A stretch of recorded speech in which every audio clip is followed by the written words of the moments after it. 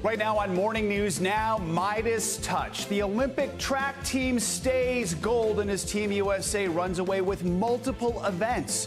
The Americans now with a commanding lead in the overall medal count heading into the final days of the Summer Games.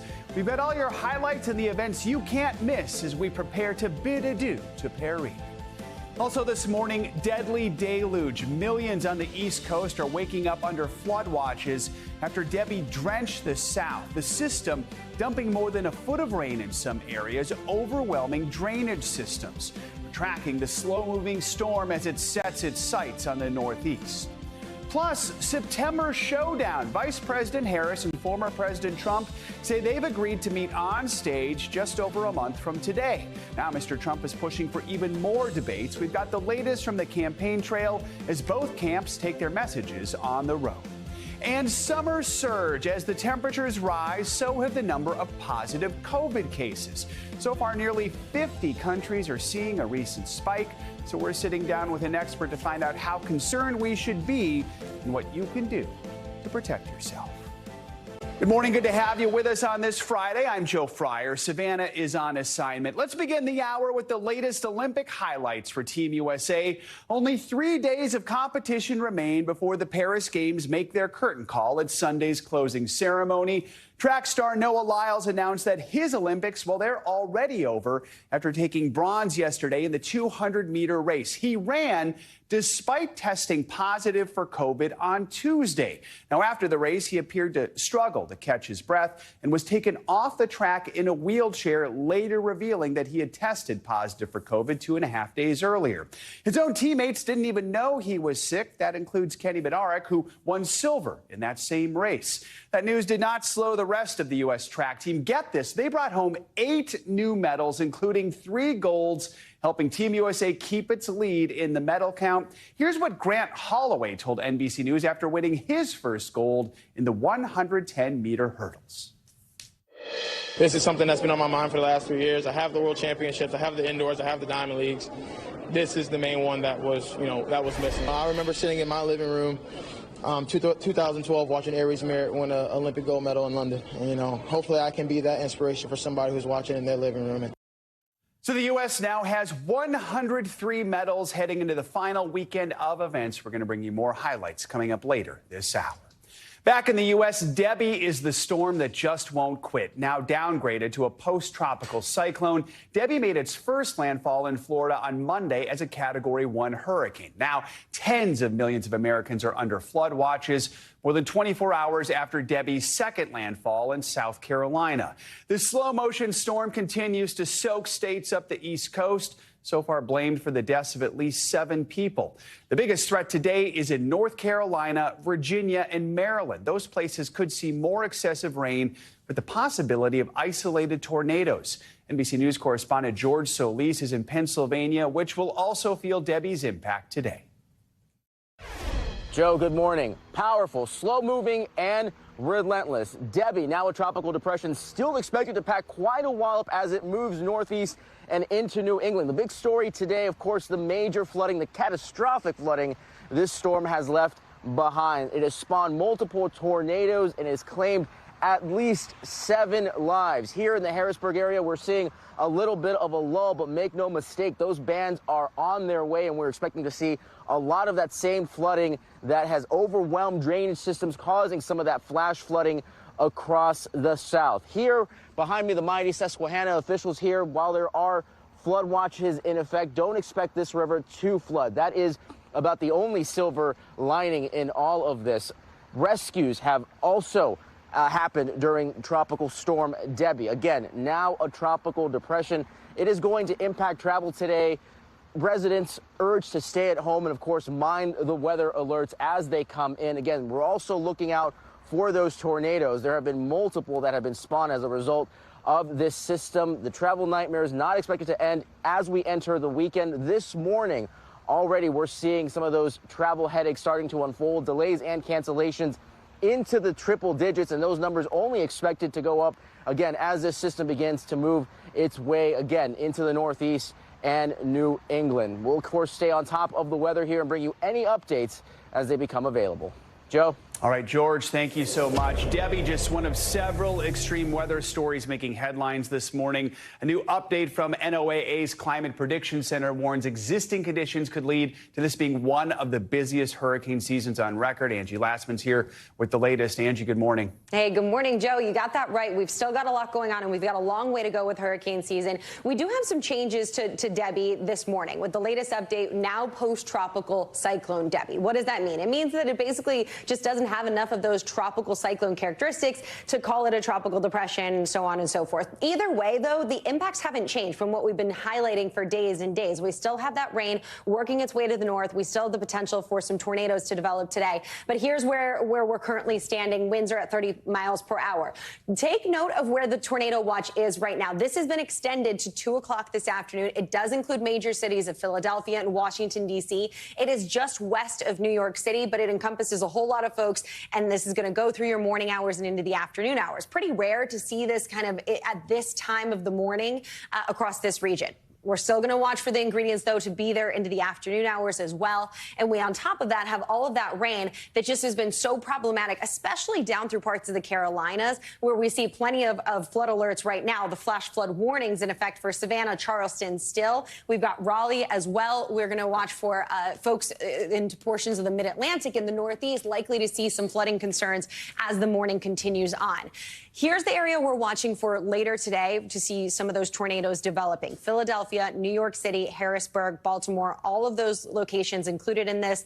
And again, this is going to go through the afternoon hours and into the evening hours. Now to the good news. The good news is we're going to start to wrap this system up here as we get into the next 36 hours. We still have another day or so, still going to last into early tomorrow morning. And those tropical rains are going to be mainly draped across the mid-Atlantic and New England today. So the flash flooding, the tornadoes, those are the two things we'll watch for. But look what happens by the time we get into tomorrow, Joe. We'll see kind of that rain working through northern New England into the morning hours. But by later into the afternoon hours, we're mostly done with the rain. Now, that doesn't mean that we'll see all of the flooding start to relieve itself. Instead, we'll probably still see rivers, streams remaining swollen.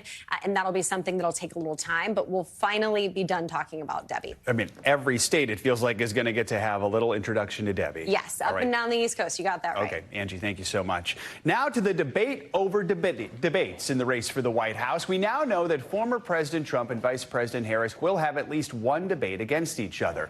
Mr. Trump discussed the debate and the potential for others in a wide-ranging press conference yesterday at Mar-a-Lago. It was his first time addressing reporters since Vice President Harris named Minnesota Governor Tim Walz as her running mate. NBC's Garrett Hake has the story. At least one debate showdown now set between former President Trump and Vice President Harris for September 10th, with Trump announcing in a news conference he's also accepted debate invitations from 2 more networks and challenged Harris to commit as well. We'd like to do 3 debates. We think we should do 3 debates. Harris telling NBC's Shaquille Brewster she is committed to just one. Will you be participating in all 3? I've always been on record. I am looking forward to debating Donald Trump, and we have a date of September 10th. I hear he's finally committed to it. I'm looking forward. What about the other 2? Let's make sure we get this. Trump also criticizing the vice president for not holding any news conferences or sit-down interviews in the 18 days since President Biden stepped aside. She should be doing interviews. She doesn't want to do interviews. And the reason she doesn't is, number one, her policies are so bad. A Harris aide told NBC News Harris and running mate Tim Walz would like to do a joint interview, quote, in a few weeks. While Trump was also asked about abortion rights, repeating his false claim most Americans wanted Roe v. Wade overturned, when polls show the opposite. I think the abortion issue has been taken down many notches. I don't think it's a big factor anymore, really. We brought it back to the states. Everybody wanted it in the states. Harris and Walz in Michigan meeting union voters, part of a 5-day battleground barn storm. You know, when you know what you stand for, you know what to fight for. A new CNBC poll shows Trump leading Harris nationally by 2 points, within the margin of error, the same slim lead he had over President Biden. But Democratic enthusiasm has spiked. 81% of Democrats now satisfied with Harris as their nominee, compared to 33% who were satisfied with Biden. To what do you attribute her rising in the polls as becoming a more competitive race since she's taken over for Biden? She's a woman.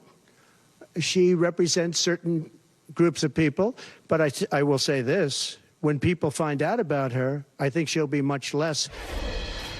Trump campaign advisors tell me they're still confident he will win this election and that Harris's surge has been a sugar high, fueled entirely by Democratic voters who had soured on Joe Biden coming home. They believe Harris's record will prevent her from winning over the independents that she needs to win this election. All right, Garrett, thank you so much. Now, soon after Vice President Harris named Governor Walz to be her running mate, the Trump campaign began targeting Walz's time in the military as a point of attack. Well, this morning, we're taking a closer look at the facts. First, some background. Walz served 24 years in the Minnesota National Guard before serving in Congress. The Trump campaign has raised questions about Walz's time in service, specifically his exit from the military, something echoed this week by Trump's running mate, Ohio Senator J.D. Vance, who's also a military veteran. When Tim Walz was asked by his country to go to Iraq, you know what he did? He dropped out of the Army and allowed his unit to go without him, a fact that he's been criticized for aggressively by a lot of the people that he served with. I think it's shameful to prepare your unit to go to Iraq, to make a promise that you're going to follow through, and then to drop out right before you actually have to go. I also think it's dishonest. What bothers me about Tim Walz is the stolen valor garbage. Do not pretend to be something that you're not. So let's take a further look at Governor Walz's military record and the accusation he abandoned his National Guard unit before they deployed for Iraq. He joined the Minnesota National Guard in 1981, serving those 24 years. Then in January 2005, he filed paperwork to run for public office. 2 months later, in March, the first reports emerged that the Minnesota National Guard would deploy. Back then, in March of 2005, the Walz congressional campaign put out a statement saying he didn't know yet at the time whether his artillery unit would be part of the deployment. Walz officially retired from the National Guard in May of 2005, and 2 months later, his now former battalion was alerted to deploy to Iraq, which occurred in March 2006. And that is the timeline based on all of our reporting. Another issue, Senator Vance argued that Governor Walz misrepresented his service by saying he used weapons in war. This is in response to a video that was recently posted by the Harris-Walz campaign discussing gun reform. I spent 25 years in the Army, and I hunt. And I gave the money back, and I'll tell you what I have been doing. I've been voting for common sense legislation that protects the Second Amendment, but we can do background checks. We can do CDC research. We can make sure we don't have reciprocal carry among states, and we can make sure that those weapons of war that I carried in war is the only place where those weapons are at. He said we shouldn't allow weapons that I used in war to be on America's streets. Well, I wonder, Tim Walz, when were you ever in war? When was this, what was this weapon that you carried into war, given that you abandoned your unit right before they went to Iraq, and he has not spent a day in a combat zone? Okay, so that's what we're focused on here, is that he said weapons of war that I carried in war. Walz has acknowledged in past interviews that he never actually saw combat, though he did specialize in heavy artillery and was deployed to support the operation in Afghanistan, but was stationed in Italy. Vance, there you saw, accusing Walz of lying about this military service. In response, the Harris-Walz campaign put out a statement saying, quote, in his 24 years of service, the governor carried, fired, and trained others to use weapons of war innumerable times. Governor Walz would never insult or undermine any American service to this country. In fact, he thanks Senator Vance for putting his life on the line for our country. It's the American way. As the race for the White House heats up, the country is marking an important political anniversary. 50 years ago today, former President Richard Nixon became the first president to resign from office. He lost the support of his party during a lengthy investigation into his role into the break-in of the Democratic National Committee headquarters at the Watergate Hotel. Rather than face an impeachment trial in the Senate that he was told he was sure to lose, he resigned. Joining us now to talk both about the legacy of Nixon's resignation and to help us put it into context with today's political moment is NBC News presidential historian Michael Beschloss. Michael, always good to have you with us. Oh, same. Thank you, Joe. So let's start with the current election. The news we saw yesterday, former President Trump agreeing to this face-to-face with Vice President Harris at the previously arranged debate taking place on ABC September 10th. Given all that's gone on this summer, how do you measure the importance of this debate, the only one scheduled so far? I mean, is there a historical analogy? Yeah, I think a great one is exactly what you're talking about, which is Richard Nixon in 1960 debated John Kennedy 4 times, and oddly enough, made it possible for Kennedy to be president. Before those debates, Kennedy was an obscure senator. People saw him going toe-to-toe with Nixon 4 times, held his own. Kennedy later said, without those debates, I never would have been president. Let's talk about Nixon in the 50th anniversary of his resignation. The Watergate break-in was in June 1972. He wouldn't resign for more than 2 years after that, after the drip, drip, drip of revelations. Take us back to that moment for the country, how it played out, and just what it meant. Well, Nixon had, just as you say, was embroiled in the Watergate scandal, and it really rested on these tapes he made of his private conversations. Went to the Supreme Court.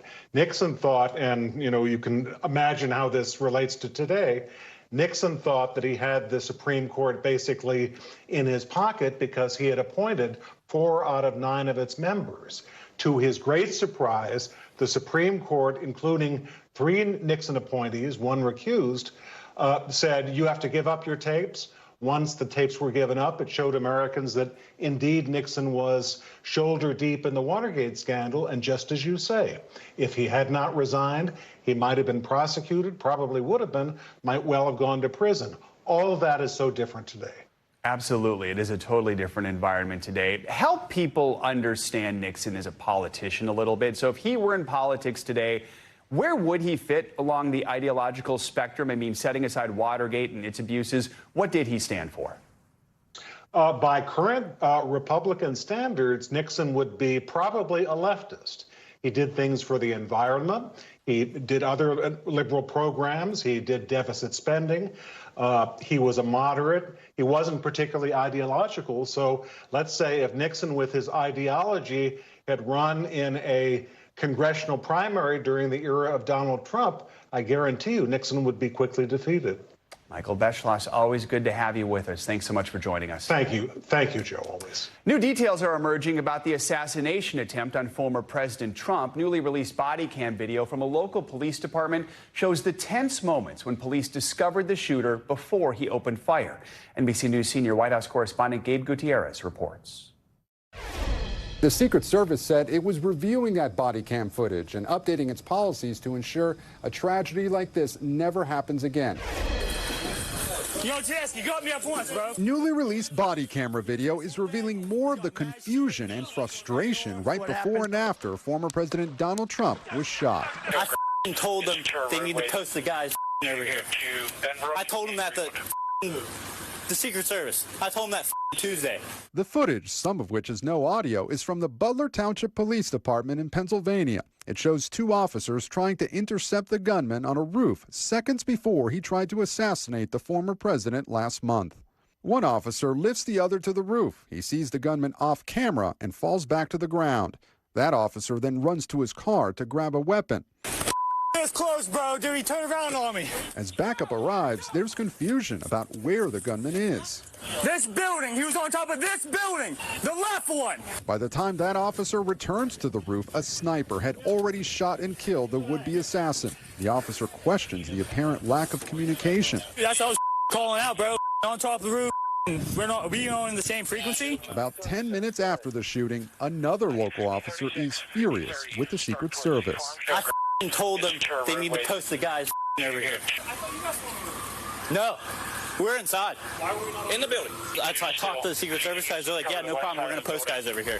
Last week, the agency's acting director testified before Congress that he could not defend why that roof was not better secured. Back to you. All right, Gabe, thank you. We have a lot more to get to on Morning News now, including a summer spike in COVID cases. It's not just the U.S. that's dealing with the surge. We're going to sit down with an expert to find out everything you need to know. But first, chilling new details in the thwarted terror attack plot, the thwarted plot to attack Taylor Swift concerts in Vienna. What police are now revealing about the suspect's alleged plan. Next. Welcome back. New details are emerging about the foiled terror plot on a Taylor Swift tour stop in the Austrian capital of Vienna. Authorities released a picture of one of the suspects, a teenager they say was inspired by ISIS and had planned to carry out an attack at the venue. We get the latest from NBC News chief international correspondent Keir Simmons.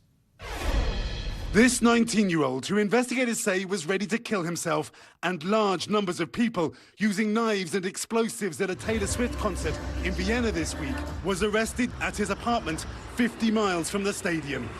Police revealing they found bomb-making manuals, explosives and detonators. The 19-year-old had recently quit his job, saying he had big plans, they say, adding he had consumed large amounts of ISIS and al-Qaeda propaganda.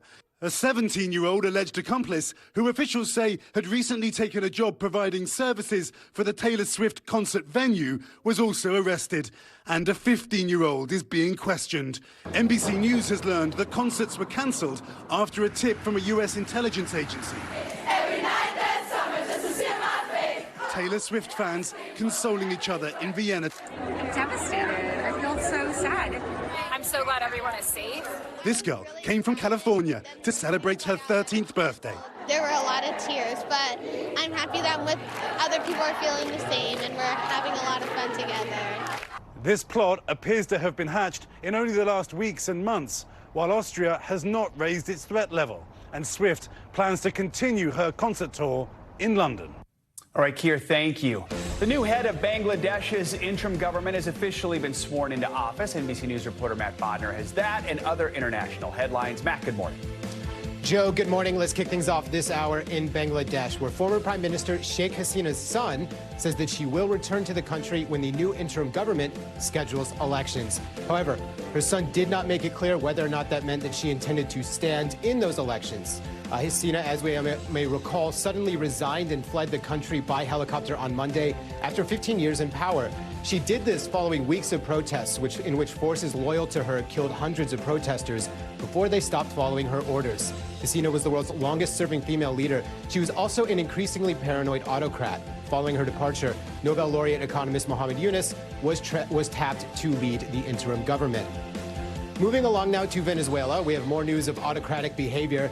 Tech mogul Elon Musk is in a fight with Venezuelan President Nicolas Maduro, the latter currently embroiled in a heated contest over recent election results that saw him re-elected yet again, despite evidence that the opposition says indicates their candidate may have won. Musk accused Maduro of election fraud on his social platform X, calling the leader a dictator.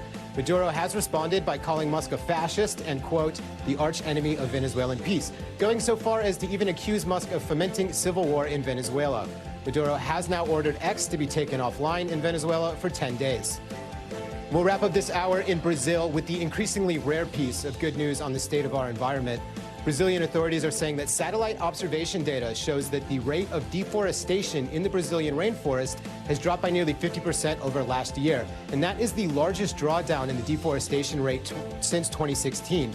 Just to give you an idea of the scale, in the past year, the rainforest has lost 1,700 square miles. That's an area about the size of Rhode Island. So obviously much work to halt deforestation needs to still be done, and this is driven largely by human activity, including logging and cattle herding.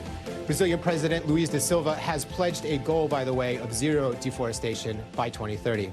Joe? All right, good to see some progress there, Matt. Thank you so much. Coming up, it is the ultimate gift, the gift of life. The incredible story of one heart that will forever tie two families together. That's next.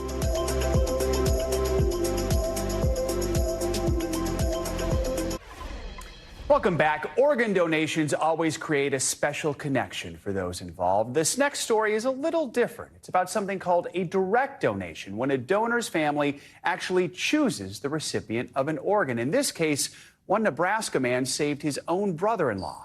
NBC News Now anchor Kate Snow shows us how.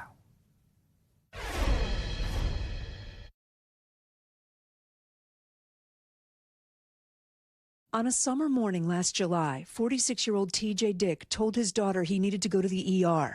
Then he collapsed. Aiden started CPR. I just knew that that was what I was supposed to do. At Nebraska Medical Center in Omaha, doctors found blood clots throughout TJ's chest. TJ was known for his toughness. At first, the family was hopeful he would recover. But then a doctor showed his wife Leah and their 3 kids his brain scans. And what were they saying? It was a complete global loss of his brain. Leah actually works at Nebraska Medicine on a team that facilitates organ donation. TJ had always been a registered donor. We were all standing around the bed, just me and the kids. And Aiden said, Mom, could Uncle Packy get his heart? Packy is married to Leah's sister. He's TJ's brother-in-law. You guys were really close. Yeah.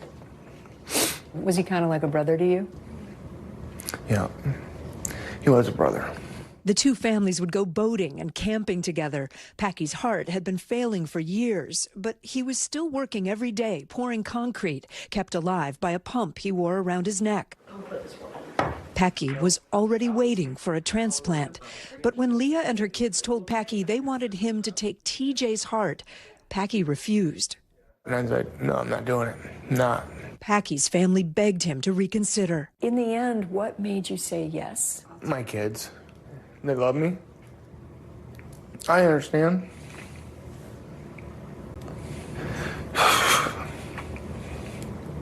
Because if it would have been me against TJ, I would have done the same thing. If it had been the reverse, you would have done the same thing. No. There were still hurdles. Direct donations are very rare. Doctors weren't sure Packy and TJ would be a match. And then another twist. The next day, Packy was in a horrible car accident. You broke your back? In 3 spots, yeah. Multiple tragedies happened. I think it's, in my mind, more of salvaging, trying to get some hope out of a really tragic set of circumstances. Packy made it through back surgery, and doctors determined he and TJ were a match. The donation could happen. They wheeled Packy's bed next to TJ's so Packy could say goodbye. At least gave me a chance to see him. Give him a kiss goodbye.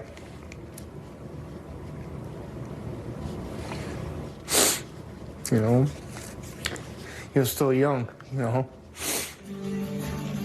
Hundreds of people lined the halls for the emotional hero walk to honor TJ.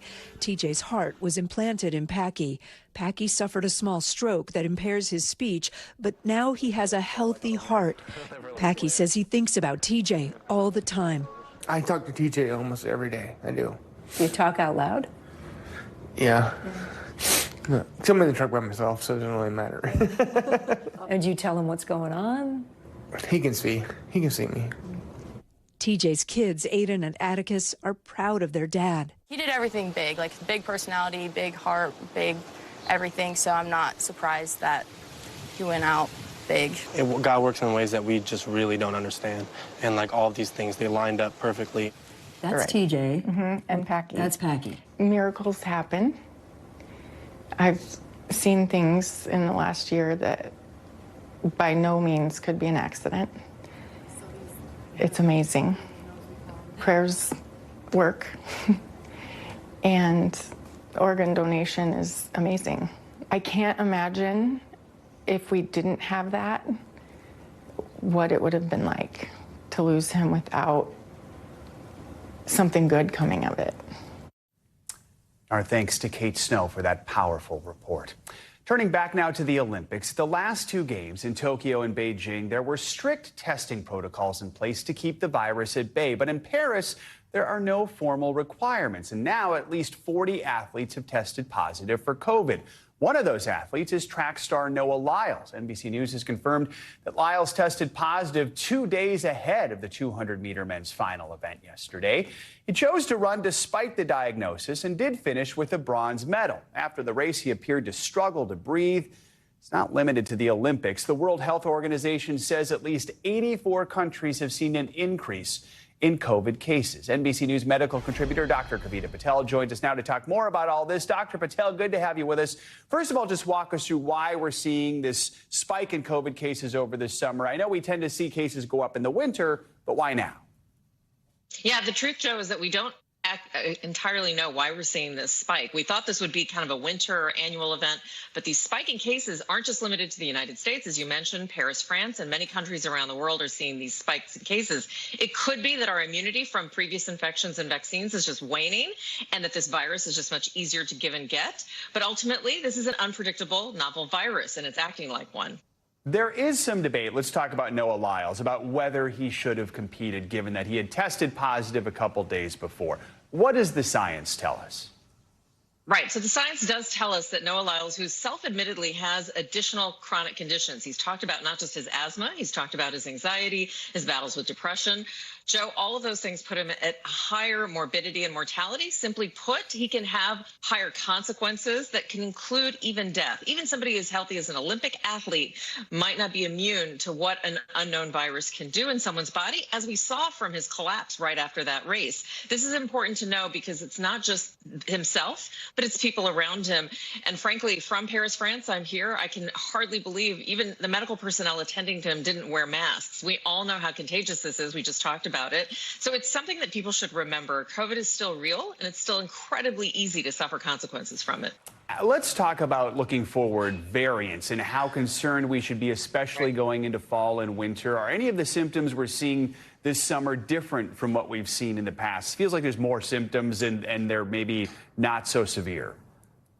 Yeah, that's right. Joe, you're right to point out that there are a lot of different symptoms, everything from eye infections to even just stomach aches. It could be COVID. So it has a lot of different symptoms that mask as potentially even other infections.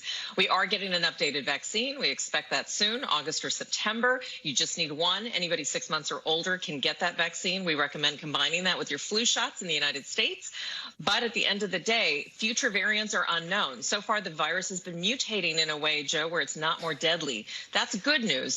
But it is mutating and it can change. So we have to keep vigilance and all the basics apply. By the way, those basics, hand washing, masks, all of those things still work.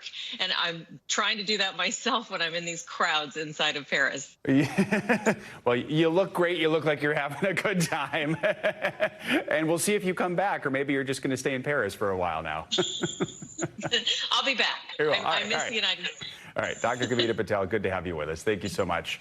Coming up, an Olympic champion, gymnastics superstar, and Golden Girl. After the break, I'm going to sit down with Jordan Chiles to talk about her incredible time in Paris and, importantly, what comes next. We're back now with a look at how you might be able to keep yourself financially afloat during difficult times. New analysis from Investopedia says you should have at least $33,000 in an emergency fund to cover 6 months of expenses in case of a surprise cost or the loss of your job. Who better to chat about this than Investopedia's own editor-in-chief, friend of the show, Caleb Silver. All right, I have to say I saw that and I went, $33,000. I mean, years ago I was told $2,000. That felt way too low. But tell me about this number. How'd you get to it? Is that realistic for folks? Yeah, I had the same reaction, but maybe that was $2,000 when you lived alone and maybe you were renting an apartment and riding your bicycle to work. But if you're running a household, we wanted to get to the cost of being you in case your income had to stop for some reason. Call it a job loss. Maybe you have to leave work to take care of somebody. Things happen. And what do things actually cost? Not the needs, the absolute wants. So we broke it down into medical care, housing and utilities, food, and vehicles. A lot of people can't do anything without a car. Most households have 2 cars. So when you break these costs down, medical care is the big one, $10,754 for a household, right? We're talking about 4. If you need to get COBRA and you need to put other people in your household on that insurance, it could be as high as $12,000 if you have a few kids. All right, so let's look at the reality here. The Federal Reserve says 73% of households that have a checking or savings account don't have enough money to hit that magic number. We're looking at around $8,000 in these accounts. So with that in mind, when people do have an emergency, how have they been covering the costs if they don't have enough money? Yeah, the weird thing is most people say they intend to rely on checking or savings to do that. About 50% of people saying that's what they would do. Other people say they would take another job, they would borrow money. Everybody has their way of solving this problem in an emergency. So not everybody's going to have $33,000. And for some people, $33,000 is 1 month's worth of expenses if you live that high. Other people, it could be as low as $1,000. But if you had to cover all of these things, what would you actually do to do it? And savings is probably the best place. You don't want this money in the market. This is, I need the money now. These are absolute needs in my household. This is what I would have to cover. All right, so maybe 33,000 is a hard number to get to, but you want to get to something. You want to save as much as you can. What are the best strategies for building up that emergency savings? Yeah, well, it takes some discipline. So when you're thinking about the wants and the needs, if you want to do something, you better also put some money away for that emergency. So say you're going to take a trip, maybe put half of that money that you might have spent on the trip away and then raise a little more for the trip. But if you're going to try to grow your money so your savings grows, it's going to have to be in a high-yield savings account. You can get the money out of there. You're getting 4 or 5% in some banks right now. You can get a CD, although that money's tied up for either 6 months, 12 months, or 18 months. But the point is, have a place where you can put that money and access it. You need liquidity in case of an emergency. Maybe your number's not $33,000 for 6 months, but whatever that number is, make sure it's liquid, make sure you can access it, and make sure you have a plan for when that time comes, because we never know when we're going to have an emergency. And every little bit will help, all right? Absolutely. Caleb Silver, thank you so much. Let's stay on your money now, and you might want to proceed with caution in your kitchen if you have an electric stove from Samsung. CNBC's Savannah now has that and some other financial headlines. Savannah, good morning. Hey, Joe, good Friday morning to you. Yes, so Samsung is recalling more than 1 million electric stoves, and this is following reports of fires that have injured people and killed pets. The recall covers slide-in electric ranges made between 2013 and 2024. They have front-mounted knobs that can be turned on accidentally. The ranges were sold at Best Buy, Costco, Home Depot, Lowe's, and other stores, and on Samsung's website. Paramount is cutting 15% of its U.S. workforce as it reported billions of dollars in operating losses this past quarter. The parent company of Paramount Pictures, CBS, and Nickelodeon is trying to cut costs and revalue its cable business following its recent merger with Skydance. Paramount says the cuts will be focused on redundant functions in marketing and communications, and it will also lay off people in finance, legal, technology, and other support roles. And the Nintendo Game Boy can now fit in the palm of your hand. A company called Tiny Circuits has shrunk the Game Boy Advance down to just 2 inches in size. Its clone device, called the Thumby Color, still has enough room for a 16-bit color screen and a directional pad. You can link 2 of them together with a USB cable for multiplayer gaming, but it doesn't have enough power to play classic Nintendo games. Instead, it comes with 6 pre-installed games, Joe. All right, Savannah, thank you so much. You got it. Team USA's women's gymnastics team, better known as the Golden Girls, have been some of the biggest stars at this year's Summer Olympic Games. But it's not only for their gravity-defying performances. They've served as mental health role models and made history as part of the world's first all-black women's gymnastics Olympic podium, and became the most diverse team to ever represent Team USA. Our next guest is a member of the historic team, a 2-time Olympian herself. I'm so excited to be joined in studio by Team USA gymnast Jordan Chiles. Good to have you with us. And there we see it right there, right? You got your gold, you got your bronze. How does it feel after this year's Olympics to win 2 medals? Wow, I don't even know what to say right now. It's been a whirlwind. I think the biggest thing is just I haven't been able to soak everything in yet because I literally just got back into the States. But I'm just happy for myself being able to go out there, have fun, do everything I need to do, and just, you know, enjoy the moment. Let's talk about the floor exercise final, because there was a moment there where you thought you were going to be in 5th place. Your coach's appeal. Suddenly you're in 3rd place. Walk us through what had to have been just a roller coaster day for you. There was so many emotions going through my brain in that moment. I think the biggest thing was knowing, like, I was still proud of myself being in 5th. Like, that's crazy. As my first event finals at my 2nd Olympic Games, like, I was just like, okay, like, it's all good. It's great. And then finding out that I made the podium, it was even better. Like, I was crying. I was like, oh my gosh, what is happening? It just felt like in that moment, a lot of people supported me and understood, like, that was a real moment to have. That moment also on the podium, it didn't hit me until we see that picture. It's the first all-black podium in women's gymnastics history.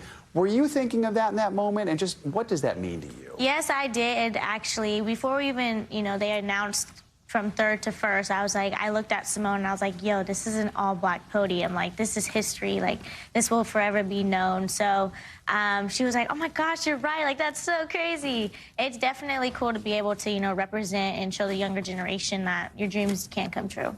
I know when you guys got silver in the team competition in Tokyo, this was sort of dubbed as the redemption tour. Yes. Do you feel redeemed? I 100% feel redeemed. I felt redeemed after qualifications because in Tokyo, my qualifications didn't go as planned. So my redemption started after qualifications, and everything after that was just a cherry on top of a perfect ice cream sundae for me. I love how your team has really put a focus on mental health and reducing the stigma surrounding it. Who is your biggest support through everything and helps you not just physically, but mentally?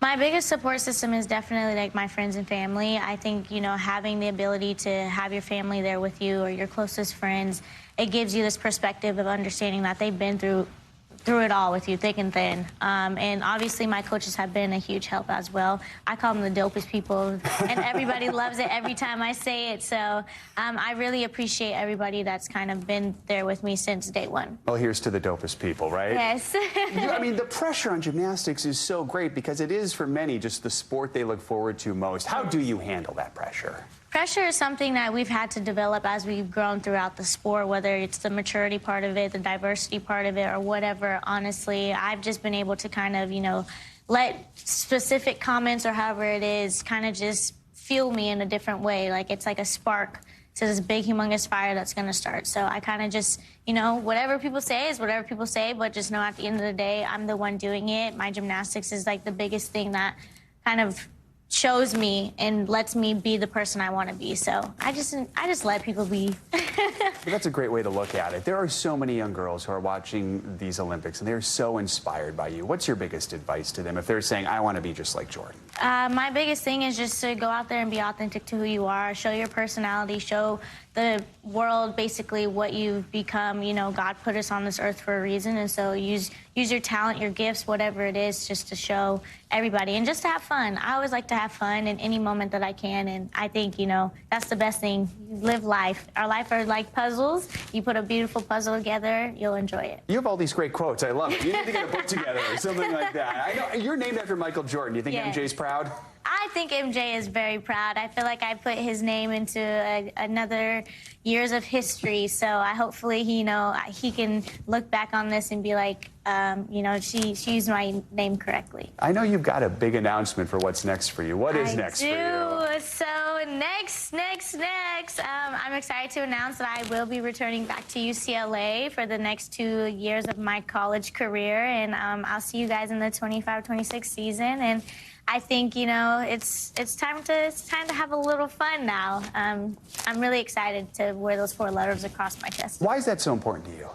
You know, being an elite athlete, it's different. For me, ever since I was little, I've always wanted to enjoy, you know, college and being able to kind of just live life because our sport is so, like, demanding, right? We're always being told what to do, and I feel like college kind of shows you a different perspective of what life is, and that's what I've always wanted. So I feel like it teaches you a lot of things, whether it's taxes, whether it's time management, whether it's developing your own self in the mature way. So yeah, I just really enjoy it, and you know, it's fun. I like college. When my freshman and sophomore year, I really enjoyed it. I missed it a lot these past 2 years, so I'm ready to go back and have fun. Those 4 letters, UCLA, 2 of the letters, LA, that's where the 2028 Olympics are going to be. Yeah. I know it's early. I know it's a hard question, but are you thinking of that? Is that something you might want to do? It's not a yes and it's not a no. You know, I'm just soaking in the moment now from this Olympics that we just had, and we'll see what happens. You never know. As you should. Jordan Chiles, congratulations on you. everything. Thank you so much for joining us. We appreciate it. Thank you. As the Paris Games begin to wrap up, Team USA has a chance to make history one more time. After the break, we're going to be joined by our intrepid, legendary Olympics correspondent, Jay Gray, for a look at what we can expect in the Games' final days.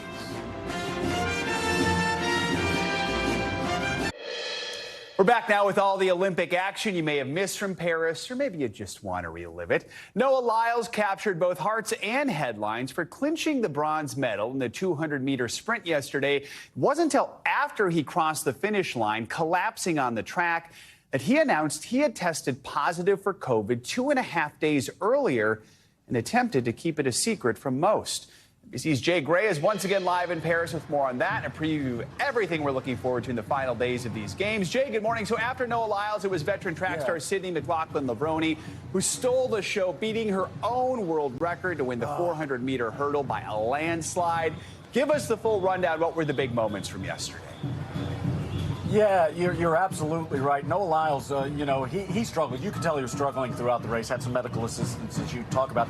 On brand this morning, though, on social media, he says, whether you like me, you hate me, you all watched. So he enjoyed his experience here. And then untouchable in the 400-meter hurdles for Lavoni.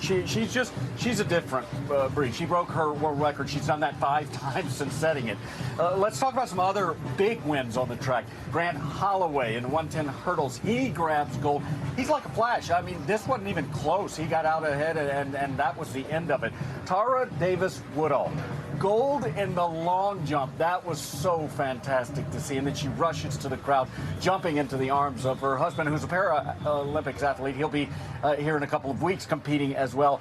And then what about this sports climbing, Joe? Are you into this? It's part sprinter, it's part Spider-Man. Sam Watson, unbelievable, breaking his own world record, which he's done a few times here in Paris. He didn't have a good enough time to make the finals. He had a little slip on the wall trying to qualify for the gold, so he was in the bronze medal round. He breaks his record again. Under 5 seconds, he scampers up that wall, and he breaks the record again and takes home the bronze. It was cool to see. It really is fun to watch, and if you blink, you miss it. I've also decided the long jump looks really painful. Like, you fling your body, and then you land, and I feel like I'd break every limb. So... Absolutely. So, Jay, the games are winding down. Plenty of action to look forward to in the coming days. What's left on the schedule? What are you most excited for? Now, I'm not going to embarrass myself in dance, but breaking is going to be a lot of it. Not going to embarrass myself further. Breaking is going to be a lot of fun. The B-boys, B-girls. That was a sport that was invented in New York in the 70s, and so you think we've got a pretty good chance at medals there. So that'll be fun today. Women's soccer, it's tomorrow, but the hype is just building and building here. It's the gold medal match. Team USA, they've had some close 1-0 games here. Trinity Rodman's been unbelievable. She is great to watch. They're taking on Brazil. We all know how Brazil likes their football, and so that's going to be very exciting, fun to see. Tonight, you've got the women's 4x100 relay. Sha'Carri Richardson is back on the track. She's always a joy to watch as well. So I think we got a lot of good things going over the last 3 days of the competition here. The relays are so incredible to watch because they're just so quick, and I remember when I was in school and we tried to practice the baton, and it was not a skill that I had mastered by any stretch of the imagination. Jay, the U.S. needs 10 more medals to match the Olympic record of 113 they won 3 years ago in Tokyo. Break it down for us. Is that a possibility? Can they do it before the closing ceremony Sunday? I do think it's a very real possibility. Overall, there are about 240 actual medals left to grab over the last 3 days. Obviously, Team USA not in all of those events or even half of them. But they are in dozens where they could win, if not one, multiple medals. We're at 103 total medals right now, 30 gold. The record that, by the way, Team USA set before this, 113. So they've got a good chance, especially when you talk about soccer, women's soccer. We talked about that. Basketball on both sides, the men and the women, with a good chance at gold, though men's basketball struggled a bit last night.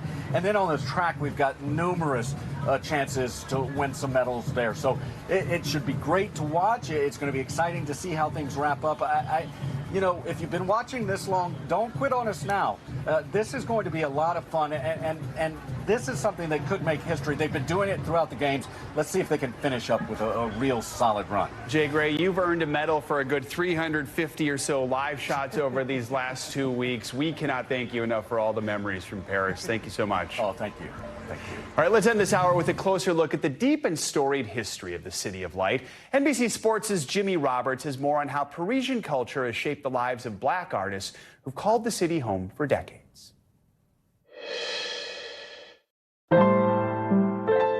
In Paris, there are thousands of streets and plazas. This one, though, tells a story, one both wonderful and sad, depending on exactly where it is told.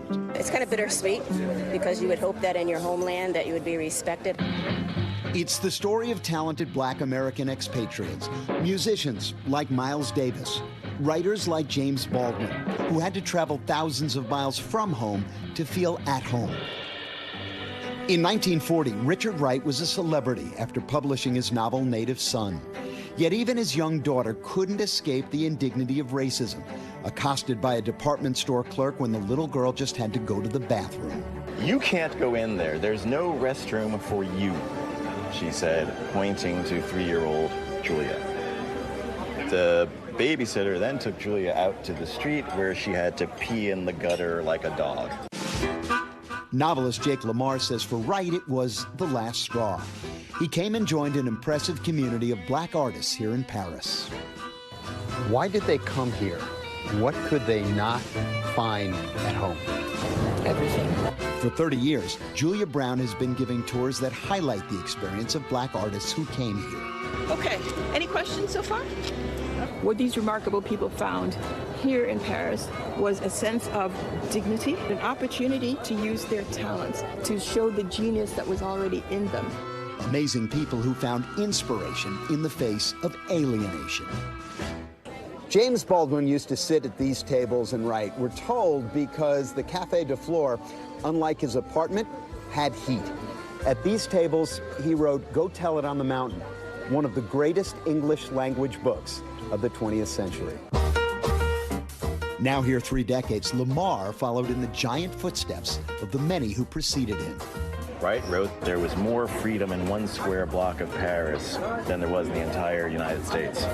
Paris was hardly free of racism, but it was unquestionably a refuge, certainly for perhaps the most famous black American pioneer of them all.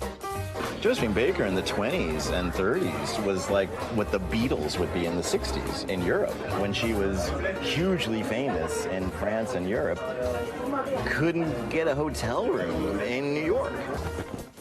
She became a French national treasure, decorated as part of the resistance in the Second World War, and one of only 6 women enshrined in the Pantheon, among the country's highest honors. She rests here now, far from the place she was born, but comfortably and always at home. And our thanks to Jimmy Roberts with NBC Sports for that report. That is going to do it for this hour of Morning News Now, but please stick with us. The news continues right now.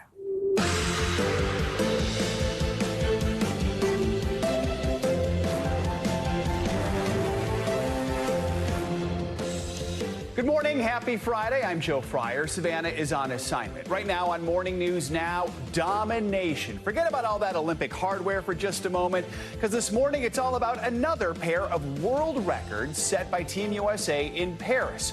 We're going to take you to the track and to the rock wall for some unbelievable performances that you just have to see to believe.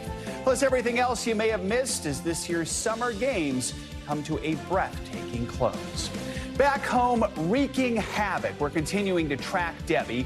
It's a post-tropical cyclone now, but all that relentless rain is still soaking millions along the East Coast. Our Angie Lastman is watching it all as the threat of possible tornadoes stretches from North Carolina all the way to the Northeast. Plus, the stage is set for Vice President Harris and former President Trump to go head-to-head in their first presidential debate next month.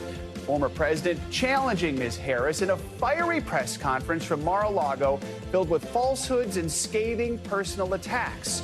We're going to bring you the latest from the campaign trail as the newly minted Harris-Walz ticket continues a battleground state blitz. We're going to begin this hour with Team USA surpassing the 100 medal mark at the Summer Olympics in Paris. The U.S. is just raking in the medals, not to mention a pair of new world records. At just 18 years old, Sam Watson introduced himself by breaking the world record in sport climbing not once, but twice during his time in Paris. Now, he finished with the bronze in that event. We'll explain why a little later. And Sydney McLaughlin-Levrone, the longtime track star for Team USA, cemented her legacy as one of the all-time greats. She broke her own world record in the women's 400-meter hurdles. That marks her 2nd consecutive gold and an unbelievable 6th time that she has lowered the record in that event. She was just shy of finishing the race in under 50 seconds for the first time ever, but hinted that milestone may come sooner rather than later. Here's a little bit of what she had to say.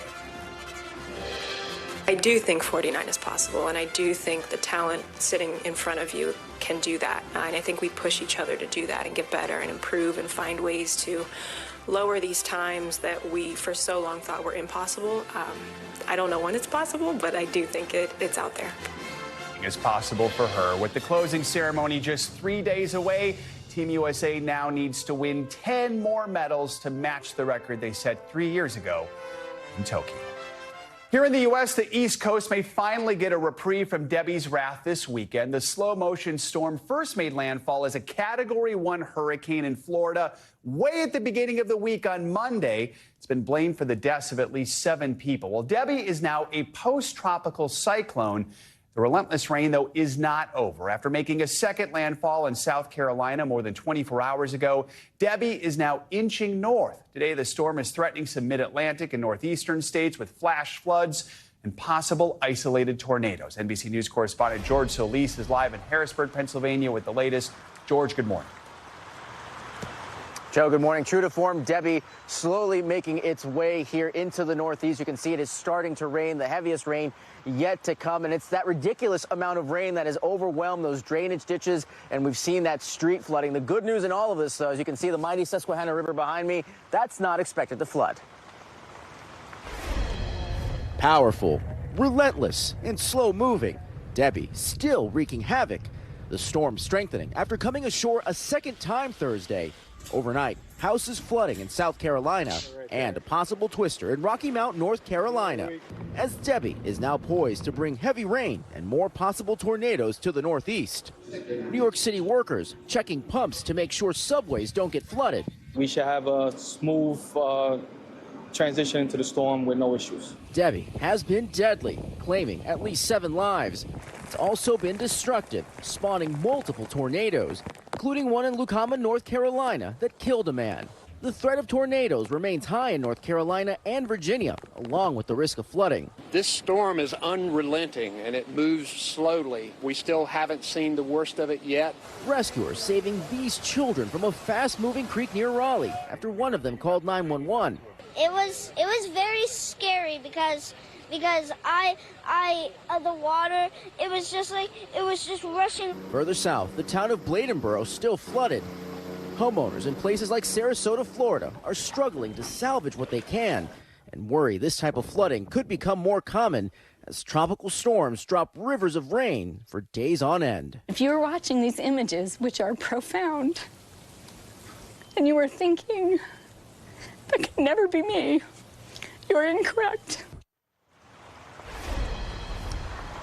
Joe, and the National Weather Service confirming at least 1 tornado in Delaware this morning. That is a concern as this storm system moves in. Air travel today could also be a problem. Already we are seeing delays and cancellations in the triple digits, and unfortunately some of those travel headaches with this storm could carry over well into the weekend. Joe? All right, George, thank you so much. Let's bring in meteorologist Angie Lastman for more on what's ahead for that storm, plus the weekend forecast. Angie, good morning. Hey, good morning, Joe. We are almost done with this system. We've got basically just another 36 hours where we're going to see some impacts from Debby, which is now post-tropical cyclone Debby, and moving northeast at 35 miles per hour. All that means is it's lost its tropical characteristics, but we're still going to see the same impacts. That is not changing through your forecast today. Speaking of that, we've got the tornado ingredients all there for us to see some of those firing up later today. Notice this tornado watch is going to last through 2 p.m. We've already had plenty of kind of reports of that with tornado warnings in effect across parts of Maryland this morning.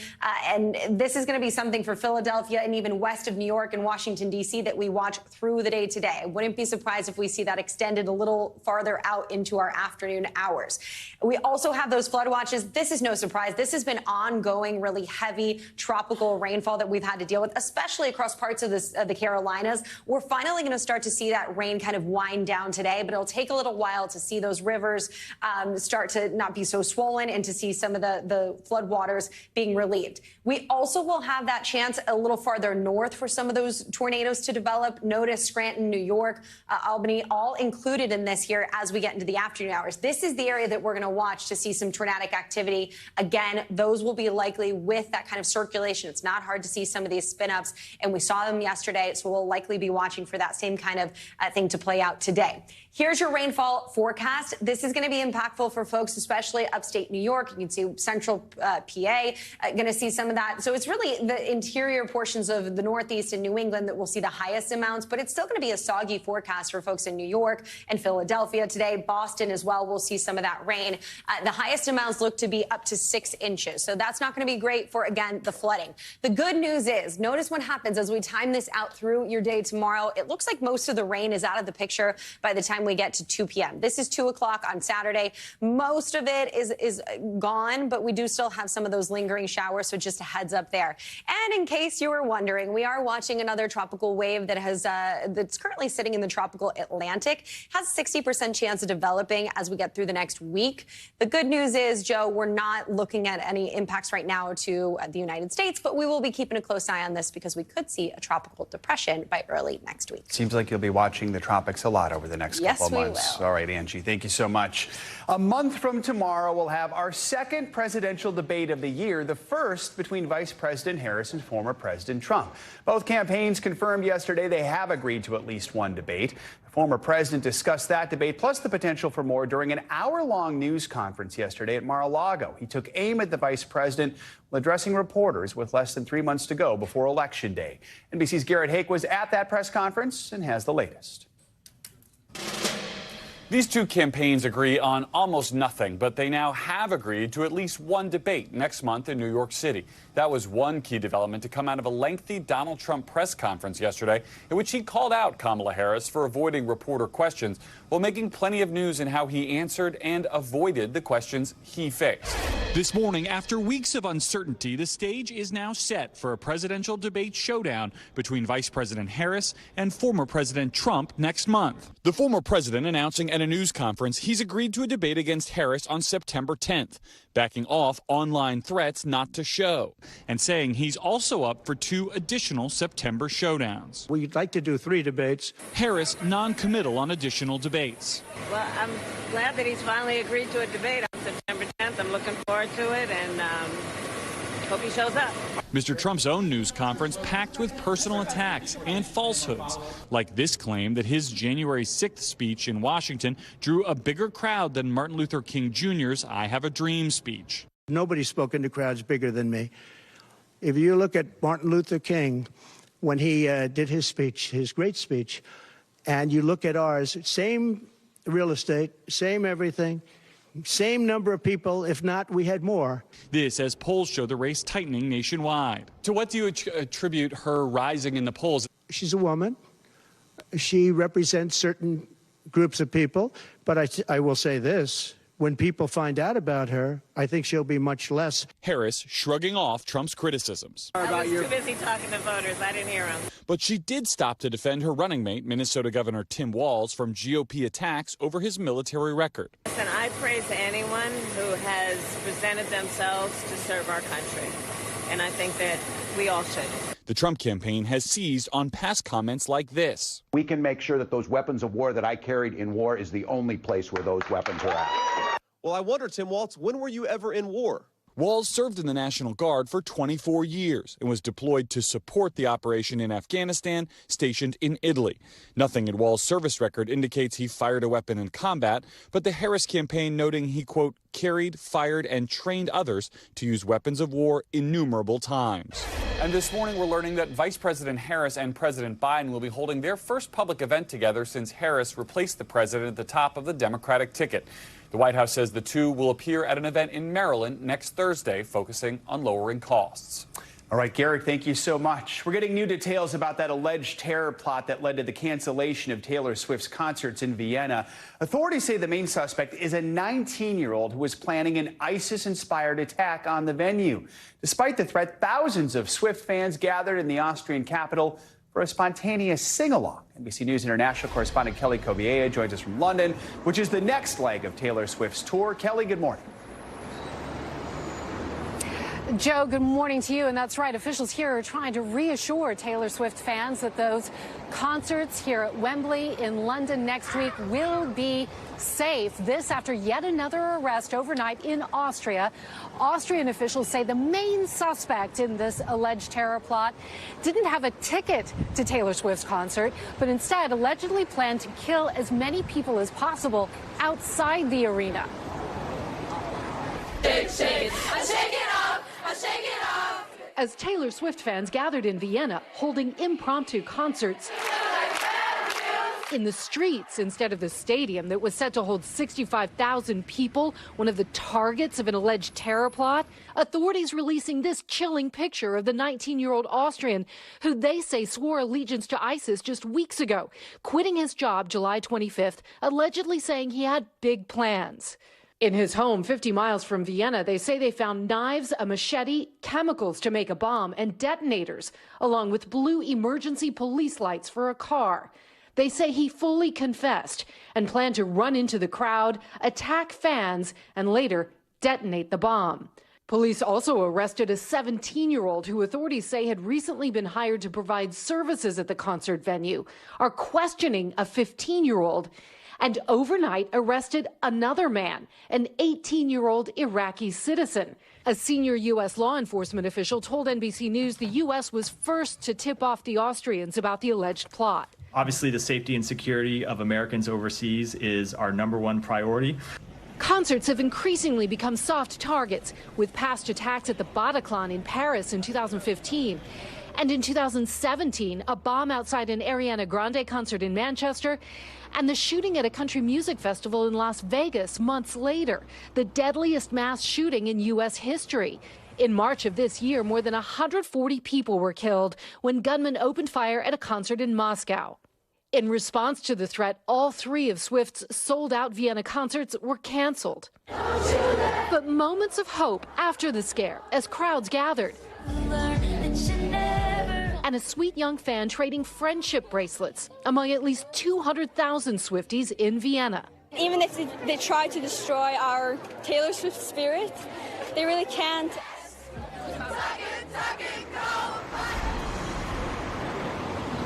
Austrian officials say their investigation is ongoing, but they don't see any sign of any other threat toward any other concert in that country.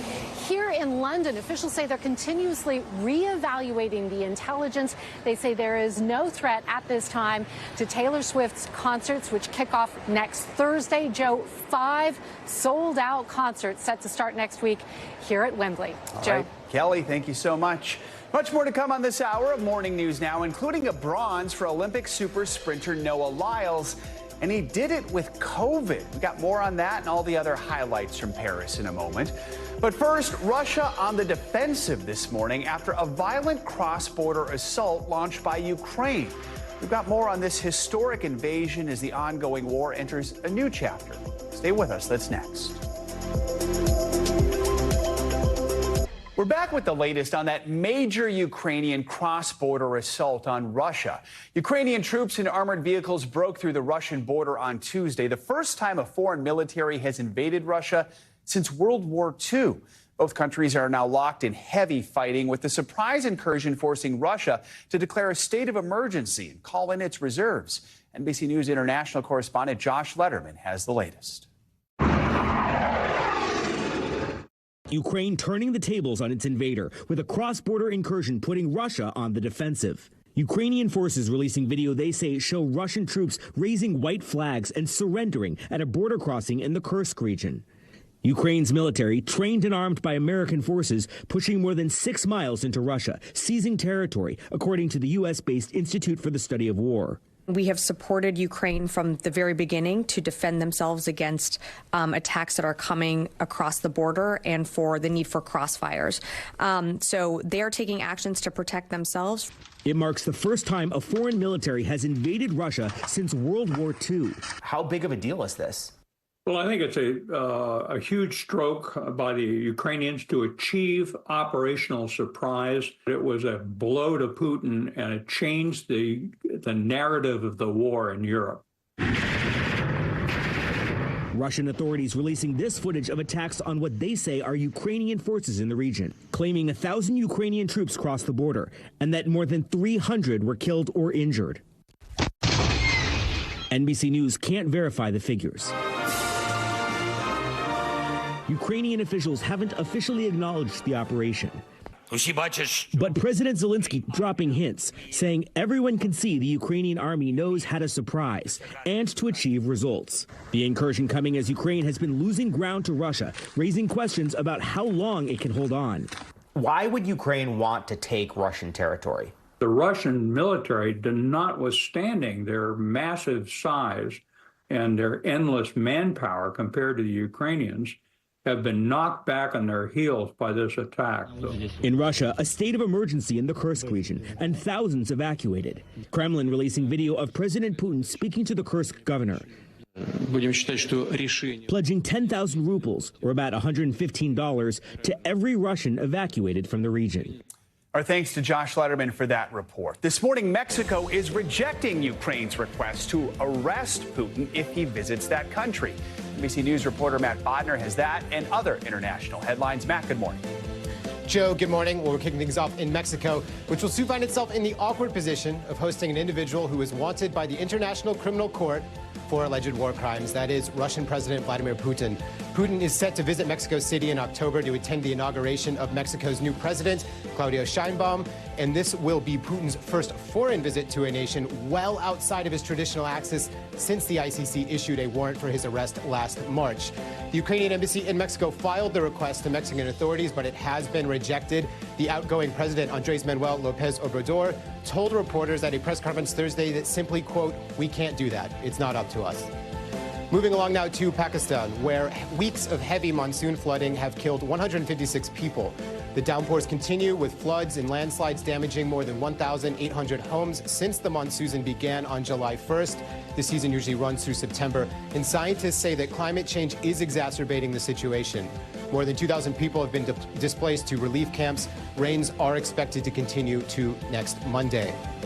And we'll wrap things up this hour in Sweden, where a 19th century shipwreck has been discovered to hold around 100 bottles of champagne and mineral water. There is a collector's market for this kind of thing, but Swedish authorities are saying that this cargo is off limits, citing the historic designation of the wreck. The wreck itself is located below 200 feet of Baltic seawater, about 20 nautical miles south of the Swedish island of Åland. Authorities say that the bottles are part of the historic nature of the wreck. Retrieving them could damage the wreck overall. And as things stand, Swedish authorities think that the bottles, in their current state, provide a priceless view into shipping and life aboard a 19th century vessel. Back to you. All right, fascinating, Matt. Thank you.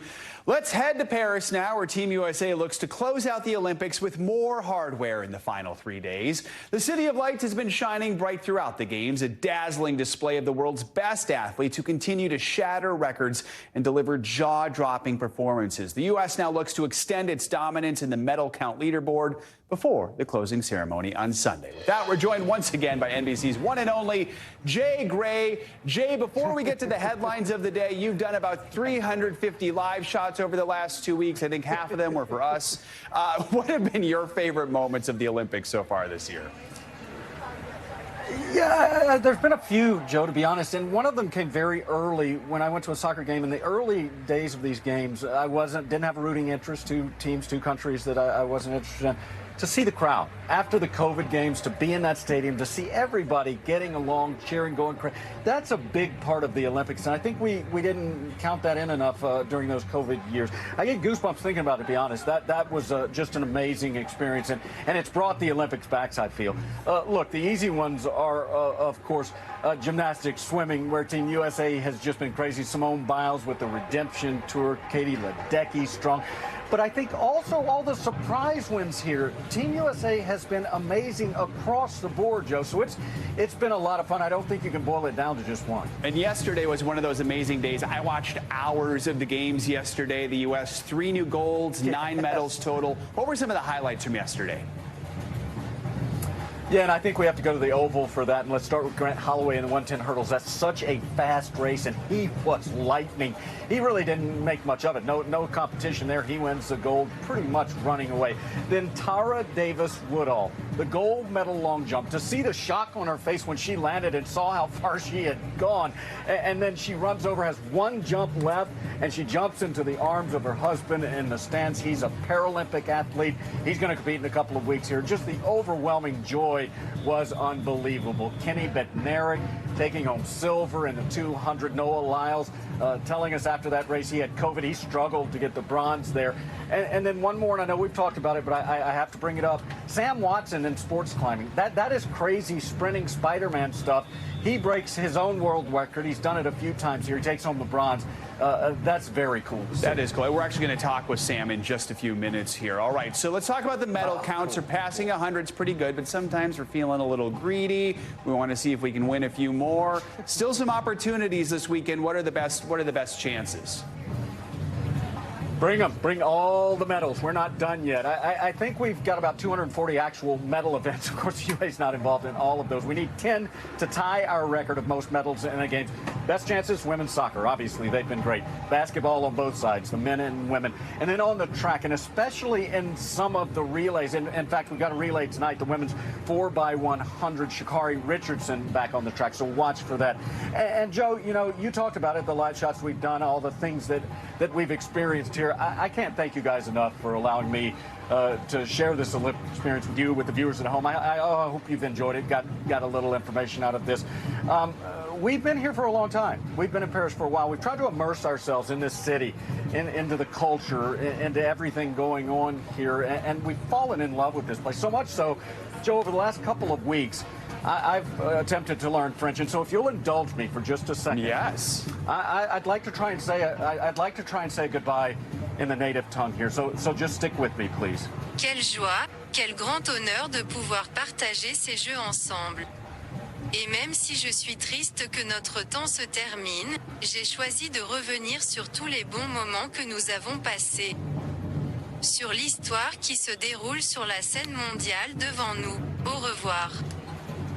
I'm a little misty-eyed, Joe. My voice goes up a little bit when I'm emotional.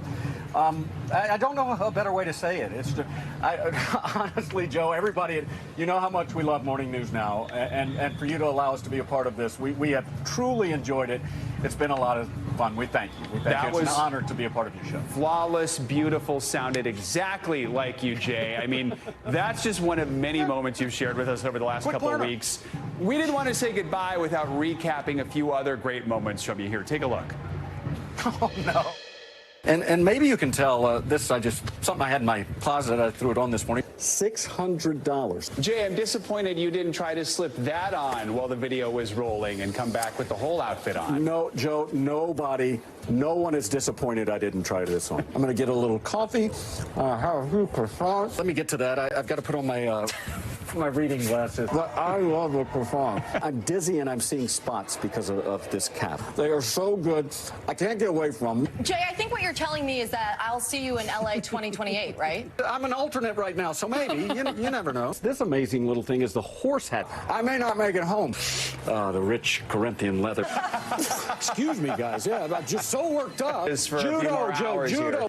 That's diving. We won't get into that too much. I'm a purple belt. Judo's in the house. Gray. Finishing it off, perhaps, with a bite out of the baguette microphone. All right, Jay Gray.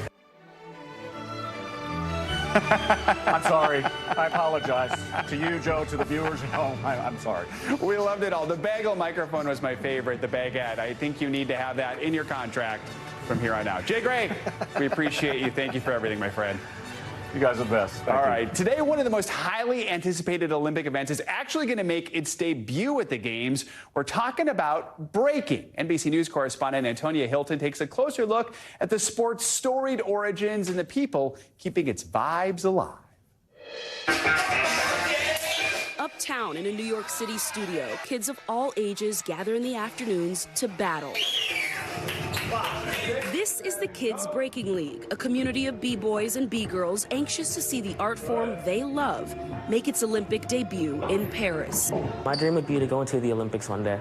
I think all that people think about breakdancing is just headspin, windmill. Breakdancing was born right here in the Bronx, where legendary DJs would experiment with new techniques at parties, encouraging people to break in and dance. It's one of the foundations of hip-hop, combining musicality, acrobatics, and street battles. For Kids Breaking League teacher Indio, it was also life-saving. I was kind of neglected as a kid, and finding this breaking community gave me a family, a sense of belonging, and a sense of purpose. Is it culture, is it an art form, or is it a sport? All three wrapped up in one. It was an underground subculture. Ken Swift was a leader of the legendary Rock Steady crew, featured in films like Flashdance. This Harlem Park is where he came to battle almost every day, putting cardboard down on tough concrete to make it easier to dance. These dancers are at a level now that we've never, ever seen, ever. So decades later, why do you think it's breaking through? I mean, it's an incredible dance. Swift is infamous for the intimidating Mad Muggsy, an expression inspired by a character from Looney Tunes. It'll just give you this vibe and this feeling that makes you want to... Takes over you. It does. Breaking isn't scheduled for the 2028 Olympics in Los Angeles. Swift's not worried, though. Breaking, for some reason, is still alive. A lot of people didn't think it would be here. I didn't either. He trusts their spirit is about to shine through. Antonia Hilton, NBC News, New York. Coming up, could heavy cannabis use increase your risk for certain types of cancer? After the break, we're going to dig into a concerning new study showing a possible link between marijuana and cancers of the head and neck. That's next on Morning News Now. We're back now with a concerning new study looking at the effects of cannabis use. New data published in the medical journal JAMA found that regular heavy marijuana use could increase your risk of developing certain cancers. The study says heavy cannabis users were between 3.5 and 5 times more likely to develop head and neck cancers. For more on this, we are joined by NBC News medical contributor Dr. Natalie Azar. Dr. Azar, good to have you with us. So walk us through the study's findings. What's the link between heavy cannabis use and a person's cancer risk, and what does heavy use mean? Yeah, Joe, so this study was basically adding to a growing body of literature that is really suggesting that there is some measurable negative health effects of cannabis. Lung disease, mental health issues, but specifically the study was looking at whether or not heavy cannabis use, and for the purposes of this study that was defined as smoking the equivalent of about 1 joint per day, was linked to an increased risk of certain head and neck cancers. And these researchers basically reviewed over 4 million medical records over a 20-year period. And they found, as you said in the intro, that individuals who did use cannabis regularly had a higher risk of certain head and neck cancers. I think one of the most important things to point out about this, of course, is that it's not cause and effect, but the link and association was so strong that some experts have reviewed this study have said, I will now counsel my patients who use cannabis that this is a potential risk for them. That says something right there. I know there were some limitations to this study. Can you talk more about what they were and how those could impact the study's findings?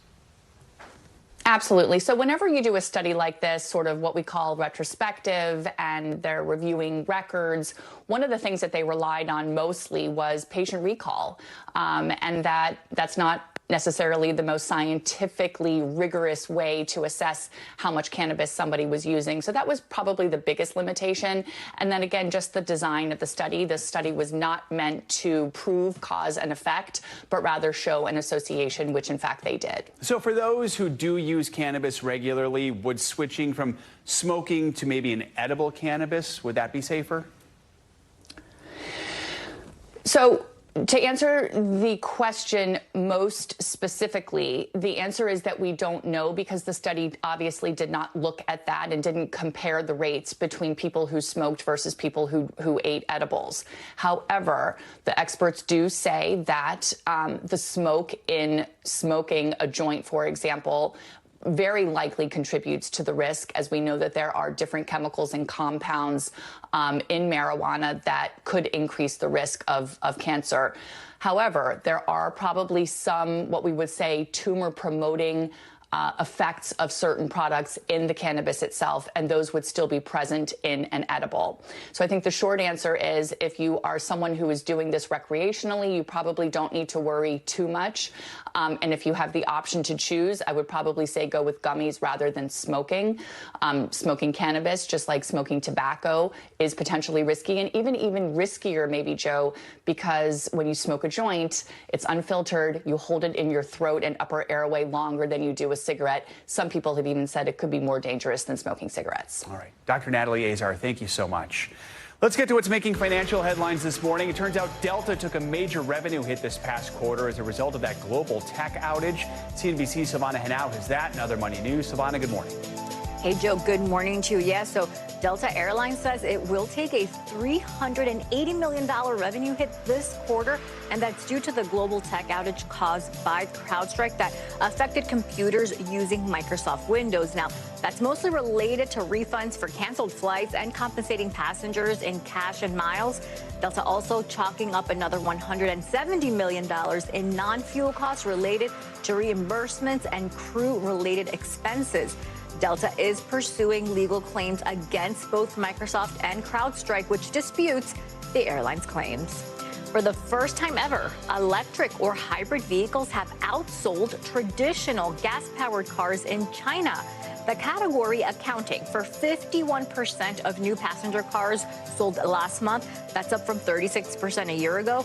Monthly sales numbers from Chinese automakers, including BYD and Li Auto, indicate consumers prefer hybrids. China is the world's largest car market. And retailers are rushing to import goods for the holiday shopping season as they race for a potential port workers strike and shipping disruptions from attacks in the Red Sea. Freight and container shipping rates surged in July, signaling an earlier than usual peak season for the industry that handles about 80% of global trade. July was expected to be the peak for U.S. retailers, who account for about half that trade. Many shippers have expedited holiday orders, putting Christmas items on the water as early as May, Joe. Wow. All right, Savannah, Thank you so much. You got it. 50 years ago this week, one man accomplished a feat that would make even the bravest daredevil sweat.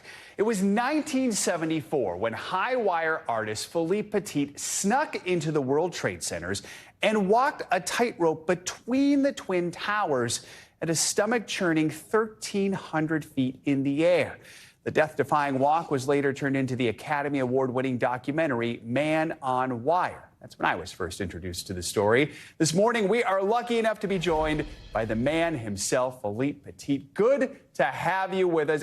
Can you believe it has been 50 years since you walked between the World Trade Center towers? No, I cannot believe that. But when I remember the walk today, 50 years later, it is as if it were happening. I remember every detail. I feel every moment. Not only did you have to walk between the towers, that is terrifying enough, you also had to do a lot of planning to pull this off. I mean, what initially inspired you to even do this? I learned by myself to be a wire walker. I was not from the circus, so the art inspired me. And then I look around me in the world as I was growing up for amazing places. And when I heard that 2 towers will be built, I said, okay, they are built for me. And then one day I heard they're about to be finished. So I rushed to New York. I disguised myself as a construction worker, and I measured and took pictures and planned like you plan a bank robbery, except it was an artistic crime. An artistic crime. That's one way to put it. I feel like you gave us something in the process.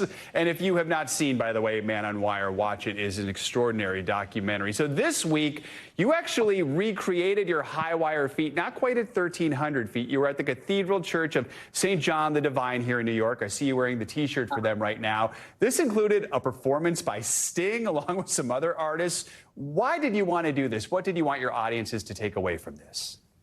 Well, the show did not really reconstruct the whole adventure and the whole crossing, but it evokes, and there were certain scenes like the first step and like the arrest that were pretty much what happened. I wanted to celebrate. For me, I love celebration, but of course, I became what you would say a New York legend. So I wanted to invite in my celebration all the New Yorkers, all America, and all the world. And what better place than the largest Gothic cathedral in the world, who is my home away from home, because I had been artist in residence, I still am, for more than 40 years, and I have done more than 20 performances for the church. So it was magnificent, because the light and the music and my friend Sting singing with me on the wire, well, not singing on the wire, was really a unique historic celebration. Look at that. It is extraordinary to see that and know that you are 74 years old now and still doing this. Do you have any future high wire acts in the works? Yes, I have a trunk labeled projects, and when I open the trunk, it's full of projects, so I will never retire. Never retire. And then in a few days, wait, in a few days, I'm not retiring. In a few days, I will be on the wire again at Longhouse in East Hampton for a beautiful performance in the garden. Well, hopefully folks can check that out if they are in the area. Philippe Petit, you are an absolute treasure. We are so grateful to have you on this morning.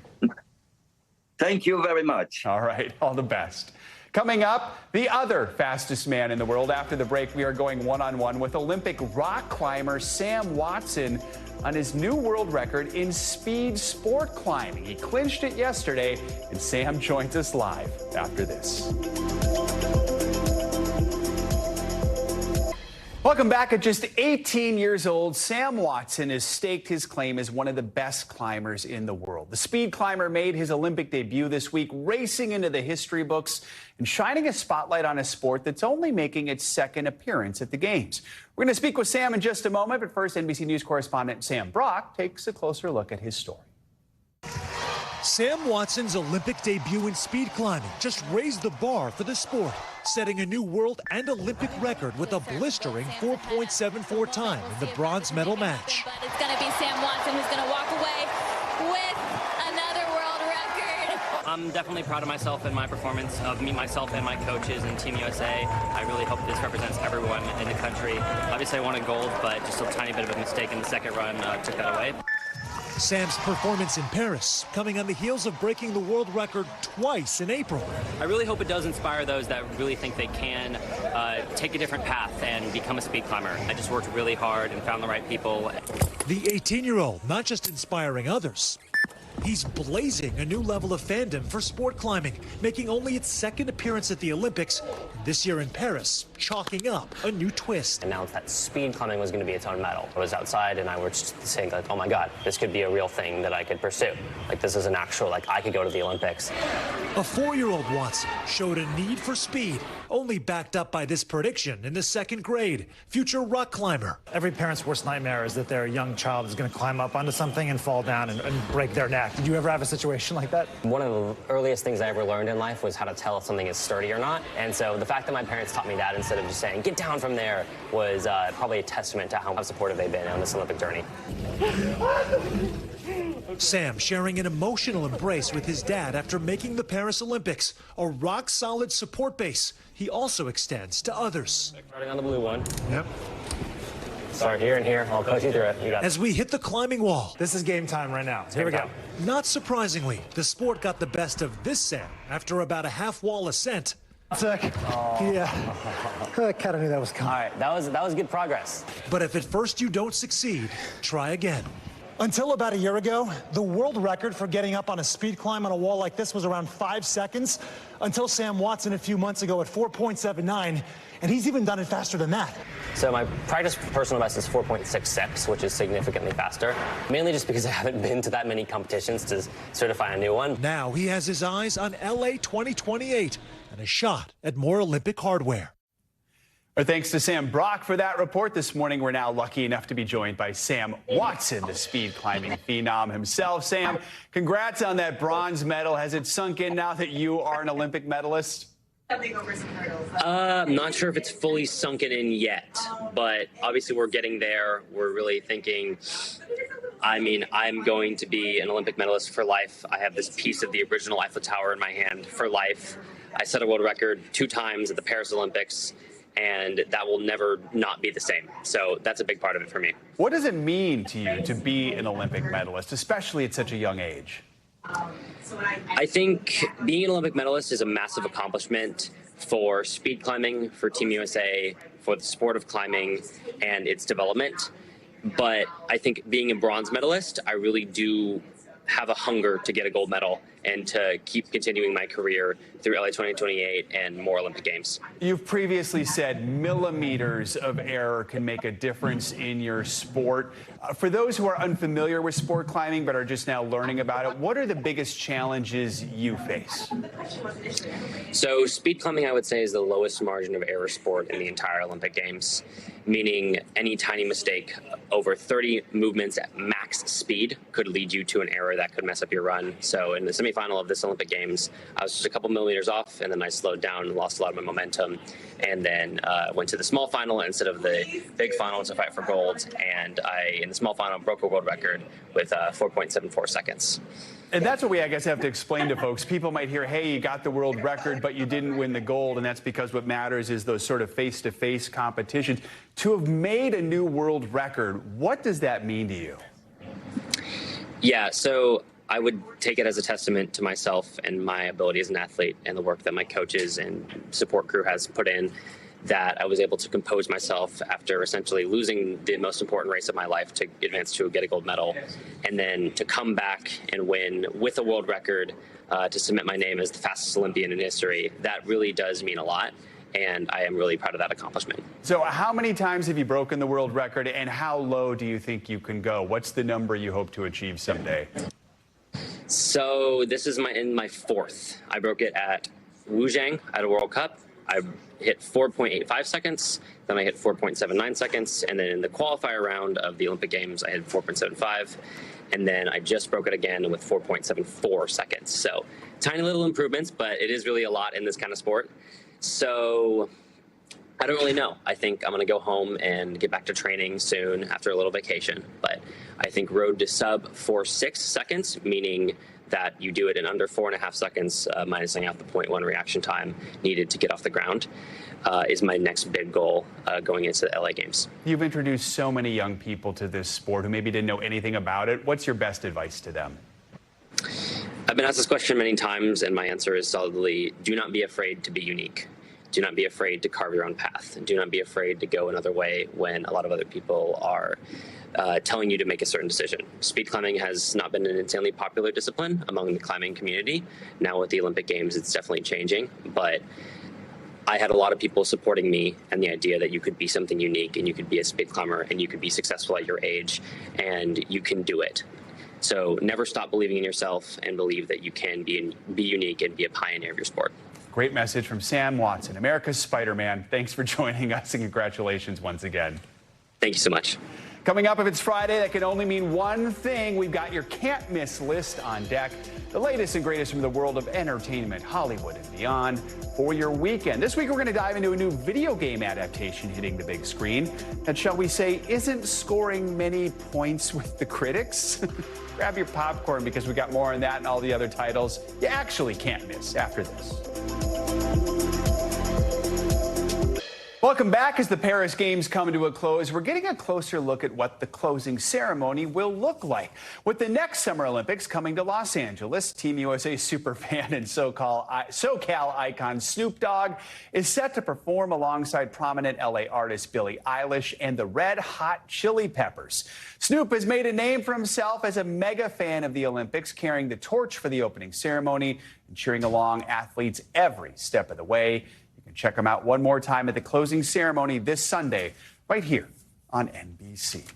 Finally, this hour, it's Friday. That means it's time for your weekly can't miss list, a roundup of what you can't miss on both the screen, the silver and small screens this weekend. Joining me to talk us through it all is the host of USA Today's Entertain This, Ralphie Aversa. Good to have you with us. We're going to start with this romantic tearjerker based on a best-selling novel. It ends with us. Starring Blake Lively. Yes. I mean, it's got a huge fan base already, right? Exactly. Highly anticipated. Colleen Hoover, the author, her first novel to be adapted for the silver screen. We've seen Blake a lot, of course, with her husband Ryan Reynolds for Deadpool and Wolverine, and now we're seeing her star in this film as well, where she plays Lily. traumatic childhood, opens up her own business in Boston, meets a neurosurgeon. Everything is going great until it isn't. Some twists and turns with the relationship. She relinks with her first love. There are some differences between the movie and the book, but I think if you like the book, you will also like the movie in theaters this weekend. All right, that's good to hear for people who are fans of the book. Also, a huge summer for Blake Lively and Ryan Reynolds. Yeah, everywhere. They're all over. Okay, so we have to talk about Borderlands. It's based on a popular video game. We call this the can't miss list, but maybe you can miss this one. I'm in it. Let's see. It has a 7 last we checked on Rotten Tomatoes. Remember, that's a scale of 100. Yep, 7 right there. Men's Journal called it, quote, a lifeless cash grab that doesn't respect itself or the audience. So, yeah, not great. I mean, you've spoken with the cast. I'm guessing they feel differently about it. Well, you know, look, Cate Blanchett spoke with USA Today. She called the movie fun, but then in the same breath, you know, said that it's not exactly Citizen Kane. And she's right. And I guess Rotten Tomatoes and other critics would agree with her. A lot of star power in this, as you see Jamie Lee Curtis. That robot's voiced by Jack Black. You got Kevin Hart in there as well. And you mentioned the video game. You know, it's funny. A lot of the fans of the video game were hoping for the 4th installment, and they thought the movie might spur that on. Yeah. The movie might push it back a little bit now. Depending on these video games have been canceled. Yeah, so, I mean, remember, you know, Jamie Lee Curtis and Cate Blanchett, they have Oscars, you know. They do. Just won't be getting any new ones for this one, sounds like. You know, we talk award season, maybe Razzie Awards for this one. I don't know about Oscars, though. Fingers crossed. All right, let's talk about TV. Industry is back for a new season. I've actually never watched this, but some people say it's got, like, I guess, Succession vibes, but younger Succession. What should we know about it? Yeah, set in the London financial industry, and definitely Succession vibes here. If you're missing that show on HBO, well, then you can find this one on HBO. Season 3, Kit Harington of Game of Thrones fame joining the cast for this season. A lot of high stakes, high drama, high certainly financial stakes there too. So yeah, this one definitely is one that you might not want to miss this weekend. I'm going to, in between Olympics and some of the other shows that we're going to talk about, I'll be binging this one. All right, speaking of Olympics, I've been watching the Olympics on Peacock, so I've seen the ads for Mr. Throwback, which stars Steph Curry. It is a scripted series. Of course, Steph had that amazing game last night, helping Team USA get to the gold medal game. What should we know about Mr. Throwback? All right, it's Steph's scripted TV debut. He's really funny in it. I watched the first couple episodes last night. It's streaming now on Peacock. Adam Paley in this one as well. Steph plays a comedic version of himself. It's a sports mockumentary. And Adam plays his high school friend who was great at basketball in high school, but then has fallen on some hard times. Ego Wodum, you see her in there as well. She said in interviews that Steph maybe should host SNL. And after watching the first few episodes, I agree with her 100%. She's fantastic in this too. Really, really fun, light, 6 episodes, 30 minutes each. This is your go-to this weekend, I think, on Peacock. All right, I love a good mockumentary too. We've got 30 seconds left. We should talk. MGM is a 4-part docuseries called Hollywood Black. It chronicles the black experience in Hollywood, speaking with actors, producers, directors. What are some of the highlights here? Forrest Whitaker, Giancarlo Esposito, Cynthia Erivo, Gabrielle Union, just a few of the voices you'll hear, along with some, I think, never-before-seen footage, perhaps from this perspective certainly as well, telling the story of black creators in Hollywood. All right, very important documentary and so many big names there. I'm definitely going to check that one out. Ralphie Aversa, good to have you with us. Always Thank a pleasure. you so much. That is going to do it for this hour of Morning News Now, but stick with us. The news continues right now.